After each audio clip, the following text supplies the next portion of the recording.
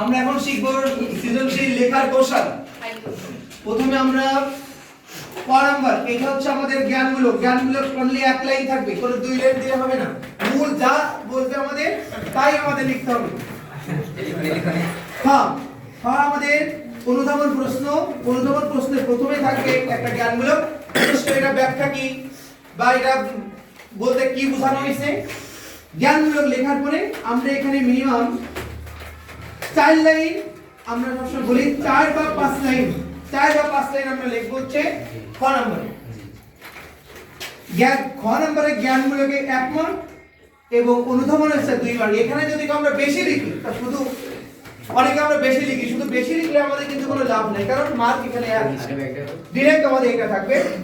এরপর আমরা আসব হচ্ছে গ নম্বর, এর নাম হচ্ছে আমাদের প্রয়োগমূলক। এই প্রয়োগে প্রথমে থাকবে একটা জ্ঞানমূলক থাকবে। জ্ঞানমূলকটা কি? এটা ব্যাখ্যা করো, এটা বুঝিয়ে বলো, এটা বিশ্লেষণ করো। তোমরা এখানে লিখবা শুধুমাত্র মূল উদ্দীপকের সাথে মূল গল্পের উদ্দীপকের সাথে মূল গল্পের মিল আছে, বা এটা একই রকম, জাস্ট এটা শুধু আমরা লিখব।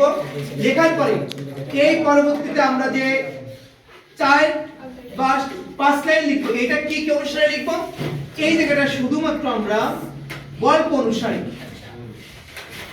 এই জায়গাটা কিন্তু শুধু গল্প অনুসারে। অনেকে আমরা বিভিন্ন রকম গল্প করি, এটা 4 থেকে 5 লাইন শুধু গল্প অনুসারে লিখব। এর পরবর্তীতে আমরা আবার প্রয়োগমূলক শুরু করব। এই পেজে এসে এই পর্যন্ত শেষ করব। এখানে আমরা মিনিমাম 6-7 লাইন মিনিমাম আমরা লিখব, 6 বা 7 লাইন লিখে আমরা প্রয়োগমূলক আমাদের শেষ।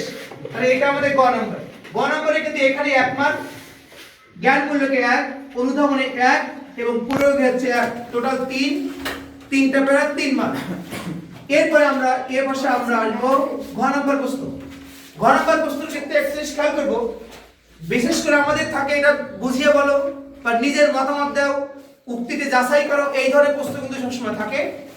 প্রথমে জ্ঞানমূলকে যাই আসুক না কেন আমরা এটাই লিখব যে উদ্দীপকের সাথে মূল গল্পের যুক্তি বা এটা মিল আছে বা এটা যথার্থ আছে, এই বিষয়গুলো কিন্তু এখানে উল্লেখ থাকবে। এখানে মনে করে 1 মার্ক। এরপরে আমরা চলে আসব অনুধাবন।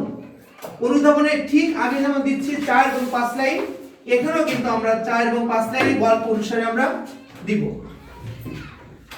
গল্প অনুসারে। এখানে সবসময় এক পরিমাণ আমরা ফাঁকা দিব। এই পাশের থেকে আমরা টোটাল আবার লেখা শুরু করব প্যারা দিয়ে। এখানে লিখব 6 এবং 7 লাইন। এটা কিন্তু প্রয়োগমূলক। কি অনুসারে লিখব আমরা?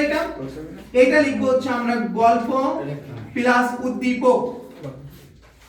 গল্প এবং উদ্দীপক অনুসারে লিখব হচ্ছে আমরা এটা। তবে অধিকাংশ মানুষ ভুল করে, সবাই বিশেষ করে ভুল করে যেটা, যে এই লাস্টের প্যারাটা আমরা এই জায়গায় লিখে পরিশেষে বলা যায়। 3 প্যারা লেখার পরে আমরা লিখে পরিশেষে বলা যায়। এই পরিশেষে বলা যায় যখন তুমি লিখলে, এর মানে হচ্ছে এটা উপসংহার টানা হয়ে গেল। ওই কিন্তু আর 3 মার্কের বেশি তুমি হাজারও লেখো, 3 মার্কের বেশি কিন্তু নাম্বার দিচ্ছে না। এই জায়গাটা পরিশেষে লেখা যাবে না। এরপরে আমরা এই ঘ নম্বরের শেষের যে প্যারাটা, এই প্যারাটা কিন্তু বড় হয়, 8 বা 9 প্যারা, 9 লাইন, এটা কিন্তু বড়। এই লাইনটা কি অনুসারে? এই লাইনটা মূলত হচ্ছে নিজের মতামত। কি অনুসারে? গল্প প্লাস উদ্দীপক। এই গল্প প্লাস উদ্দীপক এই দুইটা অনুসারে নিজের মতামত দিব। তাহলে এখানে হচ্ছে আমাদের 1 মার্ক, এটা 1 মার্ক, এই অনুধাবনে আমাদের 1 মার্ক, এটা টোটাল মিলে আমাদের 4 মার্ক। তাহলে কি বিশেষ করে আমাদের 10 মার্কের প্রশ্ন আমাদের 10 পেরা। এই অনুপাতে যদি আমরা লিখি, আমরা 10-এ 10 সৃজনশীল পাবো ইনশাআল্লাহ। সবাই সাংবাদিকদের সাথে থাকি। সবাইকে ধন্যবাদ জানাই।